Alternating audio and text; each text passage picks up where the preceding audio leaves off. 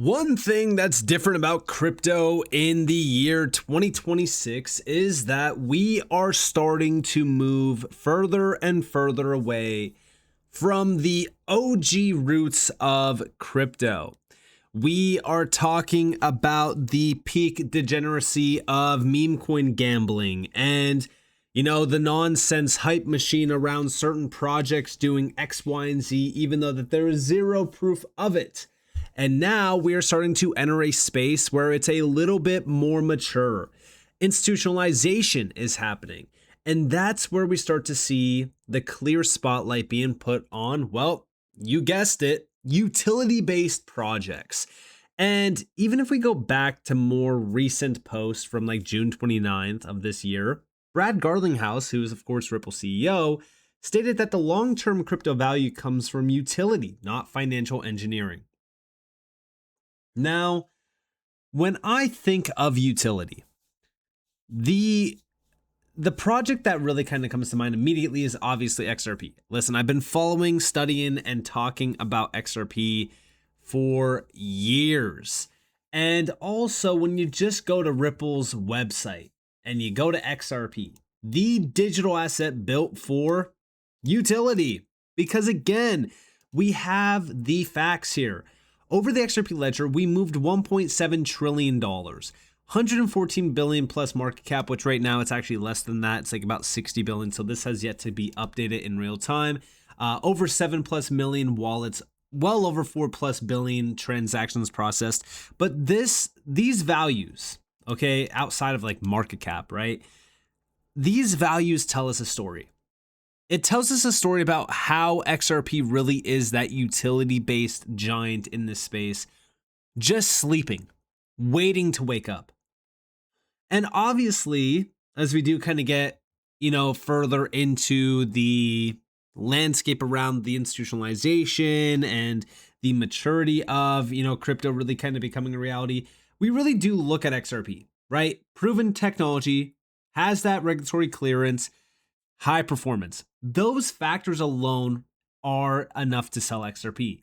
But if you wanted to go even deeper, you look at the proven utility for 12+ years, instant global payments, liquidity engine, multi-chain connectivity, enterprise-grade tokenization, and also if you really wanted to have some confirmation about how XRP is embedded into Ripple payments, right here is your proof. Under instant global payments, yes, this is Ripple payments.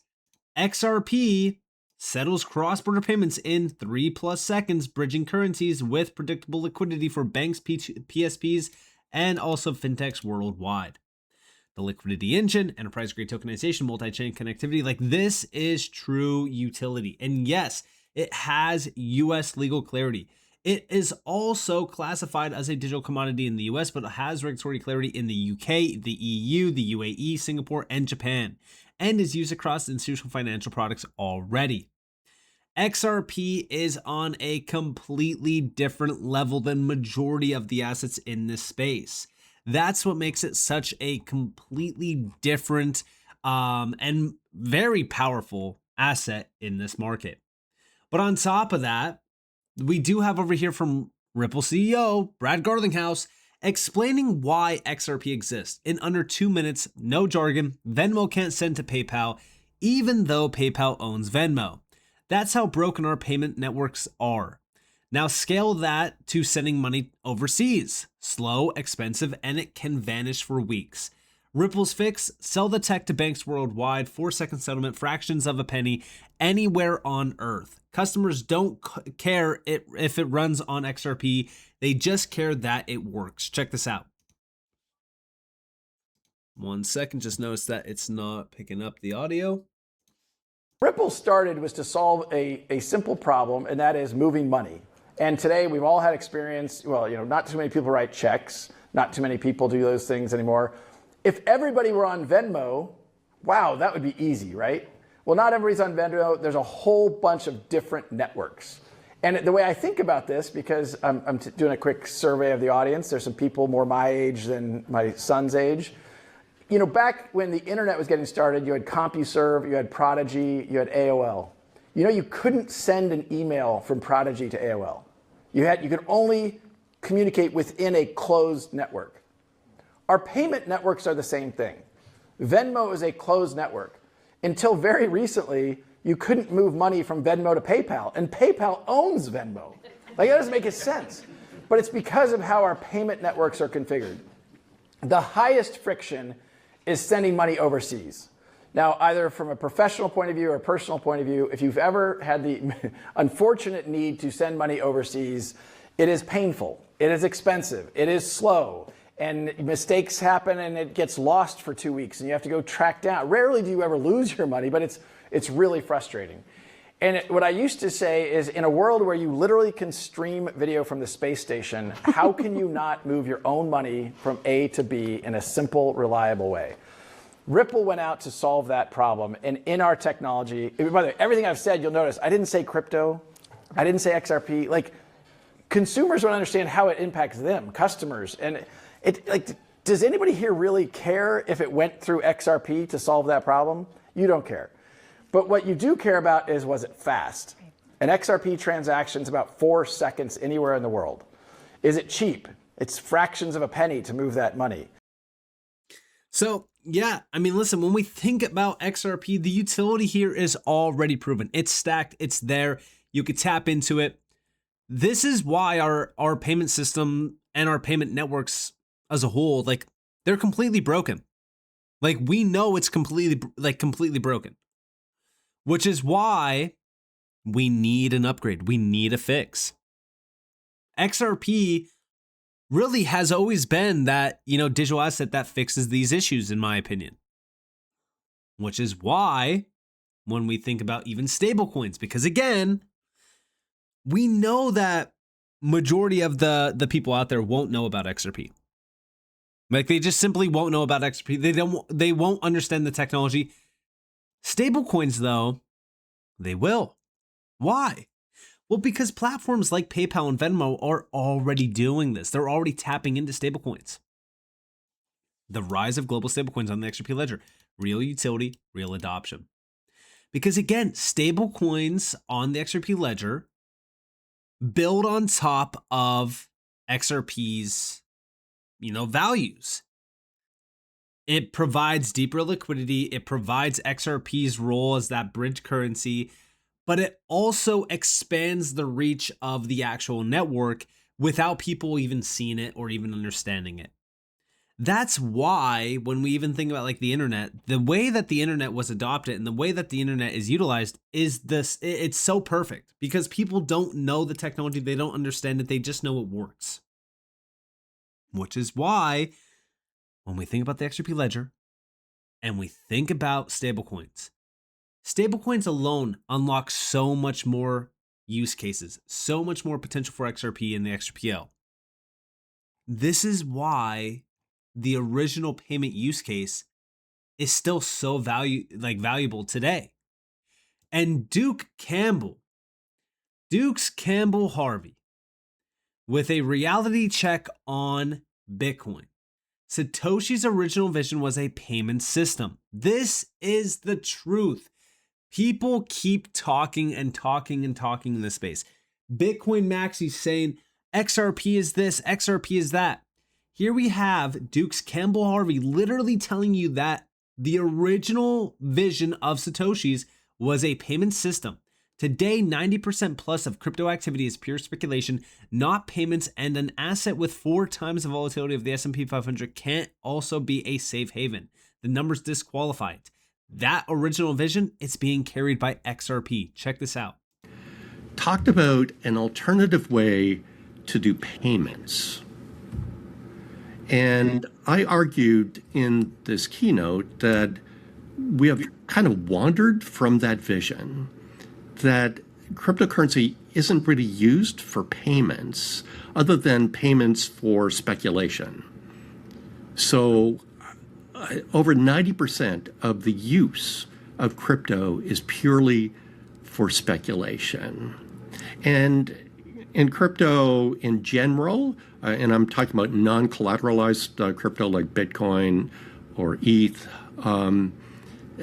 it's extremely volatile. So think of Bitcoin as 4 times the volatility of the S&P 500. And people have tried to rebrand Bitcoin. So instead of Satoshi's vision of a payments mechanism, no, it is a store of value. It is a safe haven asset. It is an inflation hedge. And I've been very critical of that viewpoint, that we don't have enough data, number one, in terms of store of value or inflation hedging. And for any asset that has got 4 times the volatility of the stock market, it is immediately disqualified as a safe haven asset. And again, this is the thing that like most Bitcoin maxis don't want you to know. Like majority of the players in this market don't want you to know this. But this is exactly why when we think about XRP, when we think about what's happening right now in this market, like this is what makes XRP so much more valuable than Bitcoin. Regardless of how you look at this space, regardless of, where your bias is, if I was a Bitcoin holder today, I would say that Bitcoin has failed. Bitcoin has failed because the original vision was not getting on our knees, begging institutional players and banks and governments to adopt Bitcoin. If you go back to like the OG days of Bitcoin, it was to escape the government, escape surveillance. Now you have Bitcoin maxis parading that they want BlackRock and these big players to buy as much of the supply as possible. If it just means that the price goes up, and that's the problem. And obviously, like tokenization, stablecoin payments, things like that, like those things are not going to live on Bitcoin because the scale that's needed, the time to settle, Bitcoin just doesn't offer it. Which is why when we think about like real payments, real world payments, it's not speculation. It's actually happening on the XRP ledger. It's happening around XRP. And even when we think about Brad's recent post from June 29th, going back to this, he was quoting himself regarding, thinking that, Michael Saylor wasn't focused on the right stuff. And that has hurt the overall market because again, like when we think about the nonsense with, Bitcoin, it's been pushed for far too long. The future here is utility. Monica Long put it perfectly back on June 30th as well when they announced, the OpenUSD, push. The future of payments will be multi-chain, interoperable, and built on institutional-grade blockchain infrastructure. Our focus is simple. Continue making the XRP Ledger the leading blockchain for institutional payments and a natural home for the next generation of key regulated stablecoins while growing the utility and adoption of ROUSD and XRP around the world. Because again, like everyone is villainizing stablecoins, but just as you heard over here in this video with, Campbell Harvey, like we are seeing the reality check on XRP. Stablecoins are not the enemy. Stablecoins are actually enabling everything that we want stablecoins to enable anyways, which is mass adoption through payments, making payments work efficiently, upgrading the payments infrastructure stack, all with a digital, network on the bottom end at the foundation layer with a bridge currency, XRP, that can settle any 2 different fiat currency stablecoins. This vision here is so important to understand. The space is changing. People are waking up to the real story here. I do think that the Bitcoin, hype is starting to die down. I think that the Bitcoin story is starting to come to a close. I think for far too long, Bitcoin has, kind of rode the hype train. Now the hype is disappearing, and the only thing left is utility. Utility is the focus. It must be the focus going forward. So with that being said, if you guys enjoyed this video, if you guys did, definitely like, subscribe, turn notifications on if there's more free content. You guys are more than welcome to follow me on Twitter and join the free Discord in the description below. And with that being said, guys, thanks for watching. Peace out, guys.